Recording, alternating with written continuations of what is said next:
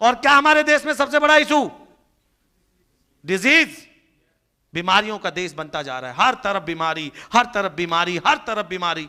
आपके पास इलाज नहीं है लोगों के पास, हम बताएंगे कि तुलसी पीने से बीमारी दूर होगी, एलोवेरा पीने से आप निरोगी जीवन जिएंगे। आईएमसी के प्रोडक्ट अगर आप कुछ भी खाएंगे तो आपको हेल्थ को सपोर्ट करेंगे। यस या नो?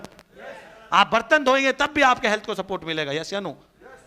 क्योंकि उसमें नीम है, नींबू है, हमने उसमें कास्टिक का इस्तेमाल नहीं किया। तो आप बताएं कि भारत में हर घंटे में 90 लोग हार्ट अटैक से मर जाते हैं, हर चौथे आदमी को शुगर है यहां पे, हर दूसरे आदमी को कोई ना कोई स्किन प्रॉब्लम है, हर सातवें छठे आदमी के बाल जा चुके हैं, हर छठे आदमी के गोडे में दर्द है, घुटने दर्द करते हैं उसके। क्या नहीं है? What are the options? तो फिर ऑप्शन क्या है आपके पास इनकम लेने के लिए? क्या ऑप्शन है आपके पास? ये जो लोग हैं, जो लाखों लोग बेरोजगार हैं, इनके पास ऑप्शन क्या है? फार्मिंग कर सकते हैं, बिजनेस कर सकते हैं, छोटा मोटा व्यापार कर सकते हैं, फैक्ट्री लगा सकते हैं, स्मॉल शॉप, छोटी मोटी दुकानें खोल सकते हैं। यस या नो? छोटा मोटा काम यही तो करते हैं एक बेरोजगार आदमी कि जींस पैंट की दुकान खोल ली, मोबाइल की शॉप खोल ली, 2-3 लाख रुपए में बिजनेस लगाया है। प्राइवेट जॉब्स, छोटी मोटी सरकारी और प्राइवेट नौकरियां जो आजकल मिल जाती हैं किसी किसी को 10-15 हजार में। आजकल सरकार भी बड़ी चालाक है, ऐसे ऐसे मैंने एम्प्लॉय देखे हैं 20-20 साल से जॉब कर रहे हैं लेकिन उनको पक्का नहीं किया, हर साल उनका कॉन्ट्रैक्ट चेंज कर देते हैं। 365 दिन नहीं, एक दिन पहले ही उनको रिजाइन देना पड़ता है और 1 साल बाद दोबारा से न्यू ज्वाइनिंग लेनी पड़ती है। तो जो 70 हजार का आदमी था वो 30 हजार में काम कर रहा है। ये प्राइवेट और सरकारी जॉब्स का हाल है। गवर्नमेंट जॉब तो मिलेंगी नहीं और हम लोग पढ़ रहे हैं, फीस स्कूल की बढ़ रही है। यस या नो? हर रोज हर साल लाखों लोग ऐसे हैं जो ग्रेजुएट होकर बाहर निकलते हैं, जो रोजगार की तलाश में अपनी जो पढ़ाई है वो पूरी कर लेते हैं लेकिन उनके लिए कुछ भी रोजगार नहीं है। You choose direct selling. अगर उस इनकम से आपको बाहर निकलना है तो फिर आपके पास एक ऑप्शन है, वो क्या है? क्या है? Direct selling. मुझे एक चीज बताओ, अगले 5 सालों में डायरेक्ट सेलिंग का जो कारोबार है वो कहां पर पहुंचेगा पाजी? 15,000 करोड़। आप बताइए सर, 15,000 करोड़? आप बताइए चेयरमैन साहब। 1 अरब यहां से महिला बताएंगी अगले 5 सालों में, 2025 और 26। जी सर बोलिए, जोरदार तालियां हो जाएं।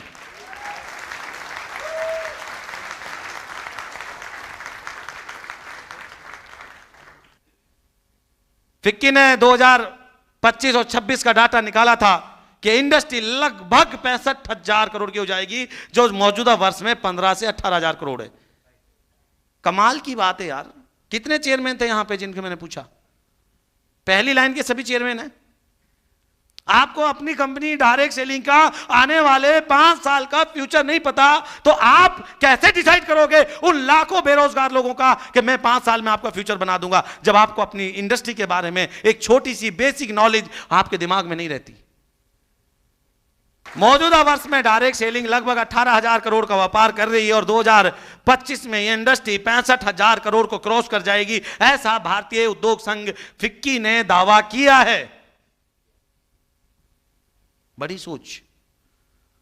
यस या नो? 1 हफ्ते की खुशी चाहते हो तो पिकनिक पे चले जाओ, 1 मंथ की खुशी चाहते हो तो वर्ल्ड टूर पे चले जाओ, और जिंदगी भर की खुशी चाहते हो तो अपने काम से प्रेम कर लो, किसी खुशी की तलाश में कहीं नहीं जाना पड़ेगा। क्लियर? हमारा देश घनी आबादी वाला है। हमारे देश में आबादी बहुत ज्यादा है। हम लोग 3,3200 किलोमीटर में कन्याकुमारी से कश्मीर तक की जो दूरी है वो 3200 किलोमीटर है और 135 से 40 करोड़ लोग रहते हैं। यस या नो? और अमेरिका की जो क्षेत्रफल है वो 10,000 किलोमीटर के आसपास है और उनकी आबादी है 30 करोड़। तो वहां पे अगर एक आदमी को ढूंढना होगा एक शहर को, तो हो सकता है कि 100 किलोमीटर जाना पड़े या 50 किलोमीटर जाना पड़े। यहां तो आप बाहर निकलोगे दूसरा गांव, थोड़ा सा आगे जाओगे दूसरी तहसील, थोड़ा सा आगे जाओगे डिस्ट्रिक्ट आ जाता है। ये चलो, अब 3000 किलोमीटर में सफर करना आसान है या 10,000 किलोमीटर में? आप जानते हैं यूरोप के लोग अमीर क्यों हैं? क्यों हैं वो अमीर, हम क्यों गरीब हैं? ऐसा उनमें क्या है जो हम में नहीं? कभी सोचा आपने कि ये अंग्रेज लोग हमसे अधिक अमीर क्यों हैं? वो 30 एक पेस्ट बनाएंगे तो 30 करोड़ लोग उसको करेंगे, हम एक पेस्ट बनाएंगे 140 करोड़ लोग उसको यूज करेंगे, लेकिन गरीबी फिर भी हम उनसे 10 गुना नीचे। मैं जापान की बात बताता हूं आपको, वो क्यों है अमीर। हमारे देश में प्रति व्यक्ति आय है 5,000 रुपया महीना, और जापानियों की आय है 35 लाख रुपया प्रति व्यक्ति। आय कितने? 35 lakhs। क्यों? ऐसा क्या है उनमें जो हम में नहीं? एशिया का एक महाद्वीप है, एशिया में ही है वो देश। ज्वालामुखी आते हैं, अर्थ आता है प्रथम विश्व युद्ध में या द्वितीय विश्व युद्ध में उनके ऊपर एक आक्रमण हुआ, 2 बड़े शहर नागासाकी और हिरोशिमा को खत्म कर दिया गया था। और फिर भी वो देश आज अर्थव्यवस्था के रूप में सबसे मजबूत देश माना जाता है अमेरिका के बाद। इवन कि अमेरिका से भी ज्यादा मजबूत है। वहां एक बुलेट ट्रेन चलती है। क्या चलती है? और बुलेट ट्रेन में वहां पे जापानी लोग बैठे हुए थे, एक इंडियन बैठा हुआ था। जैसे ही बुलेट ट्रेन अपने जहां उनको उतरना था वहां पहुंची, और दरवाजा खुलने से पहले उसने अपनी घड़ी देखी और कहा 5 सेकेंड लेट। कितनी? उफ, 5 सेकेंड। और हम लेट ही लेट हैं, कदर नहीं करते समय की। क्या क्या कदर नहीं करते। जो इंसान समय की कदर नहीं करता, समय उसकी कदर कभी नहीं करवाता, और जो इंसान समय की कदर करता, समय उसकी कदर अपने आप बना देता है। पूरी है। Total population of India 135 crore. हमारे बिजनेस के लिए क्या चाहिए? हमको क्या चाहिए? है कि नहीं हमारे पास? है कि नहीं? कौन मिलेगा इनसे? कौन लेगा इनकी रिस्पॉन्सिबिलिटी? कौन जाएगा इनके सामने बनकर? कौन ऑप्शन बनेगा इनके सामने? तो फिर अगर 135 करोड़ लोगों के सामने आप ऑप्शन बनते हो, तो सक्सेसफुल होना आपके लिए 100% आप सक्सेसफुल हो जाएंगे। लेकिन आपके पास जब ऑप्शन नहीं बनोगे तो लोग आपको रिजेक्ट कर देंगे, ऑप्शन बनोगे तो लोग आपको एक्सेप्ट कर लेंगे।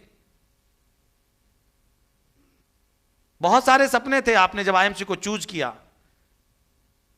बहुत सारी बातें थी, बहुत सारे कमिटमेंट थे आपके अपलाइन के साथ, बहुत सारे कमिटमेंट थे आपकी टीम के साथ कि मैंने आईएमसी को क्यों ज्वाइन किया, मुझे इसमें क्या करना है, इसमें मुझे आगे कैसे बढ़ना है। What was your commitment? आपने जब आईएमसी बिजनेस को ज्वाइन कर लिया, आपके अपने अपने सपने थे, आपने मुझे बताया। तो ज्वाइन करने के वक्त और काम करने के दौरान आप जब अपनी अपलाइनों के संपर्क में आए, अपनी टीम के संपर्क में आए, आपने कुछ कमिटमेंट किए थे कि नहीं किए थे? आपका पहला कमिटमेंट क्या था अपनी अपलाइन से? बत्रा जी, क्या कमिटमेंट था अपनी टीम से? पूरी जान लगा दूंगा, आप उनको चेयरमैन बनाएंगे, आप टिके हुए हैं इस बात पे? Very good. आपका कमिटमेंट पक्का है कि नहीं, ये बताओ पहले, बैठ जाइए। क्या आप अपने कमिटमेंट के पक्के हो? कि दुनिया की ताकत इधर से उधर हो जाए पर मुझे हिला नहीं सकती?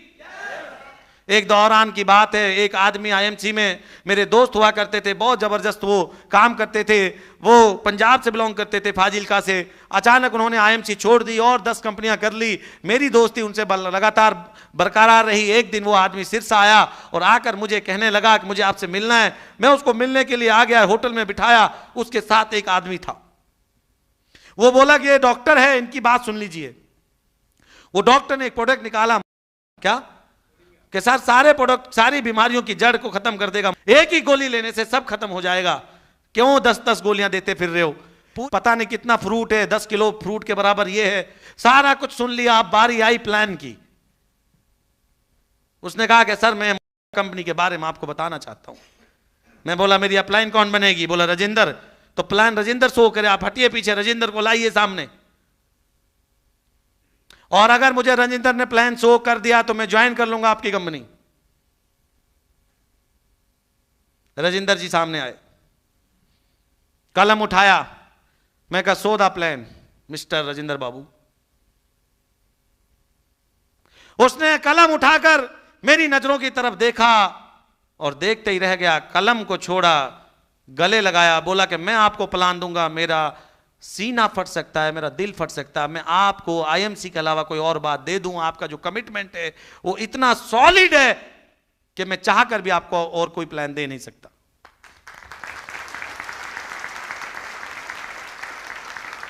क्यों सुनना है हमने? सुन लेते हैं सर, सुनने में क्या बुराई है, कुछ नॉलेज ही मिलेगा। क्या क्या? हाँ, कुछ नॉलेज मिलेगा। बाबू जब अपने घर को छोड़ के दूसरे के घर में झांकने की आदत पड़ जाती है ना, वो घर कभी सुखी नहीं रह सकता। यस या नो? तो हमने जिस रास्ते जाना नहीं, उस रास्ते की बात हमने। कोई आदमी बोले सर ये प्लान बहुत अच्छा है, बहुत अच्छा होगा, लेकिन मेरे से अच्छा नहीं है।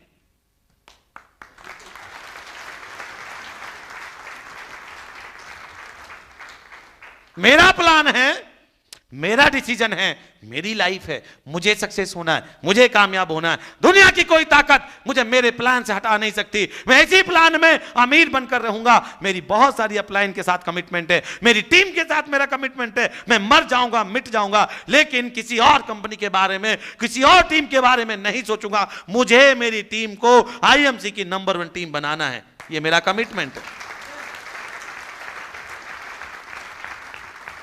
आपका कमिटमेंट, आपकी कमिटमेंट ही आपके सक्सेस के दरवाजे खोलेगा।